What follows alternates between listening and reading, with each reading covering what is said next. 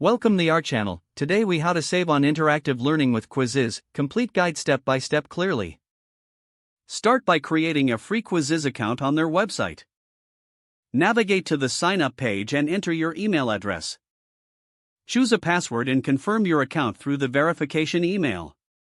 Once logged in, explore the interactive learning tools available on Quizizz. Familiarize yourself with the dashboard, which displays your quizzes, reports, and other features. Click on the Create button to start designing your own quiz. Decide on the type of questions you want to include, such as multiple choice or true/false. Use the question bank to find pre-made questions or create your own from scratch. Incorporate images and videos to enhance the engagement of your quiz. Remember to adjust the settings to allow for immediate feedback after each question. Publish your quiz and share it with your students or peers using the provided link. Consider exploring Quizizz library to find quizzes created by other educators. Join Quizizz groups or forums to exchange resources and tips on cost-saving strategies. Take advantage of seasonal promotions and discounts for educators when upgrading your account. Utilize analytics features to track student performance and adapt your teaching methods accordingly.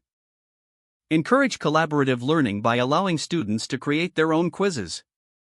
By using these strategies, you can maximize the benefits of Quizizz while minimizing costs for interactive learning. If the page does not load, refresh the browser or try again in a private or incognito window. Make sure you are using the correct email address, then retype it carefully to avoid small typos. If your password is not accepted, use the reset option and create a new strong password you can remember. Check your spam folder for verification or security emails, then complete any requested confirmation steps. Enable two-factor authentication if available to improve account security and reduce unauthorized access risk. After signing in, review your profile details so your contact information and settings are accurate and current. If you see an error message, note it down and try again after restarting your device and internet connection. Log out when you finish, especially on shared devices, to keep your account and payment information secure. If the page does not load, refresh the browser or try again in a private or incognito window. Make sure you are using the correct email address, then retype it carefully to avoid small typos.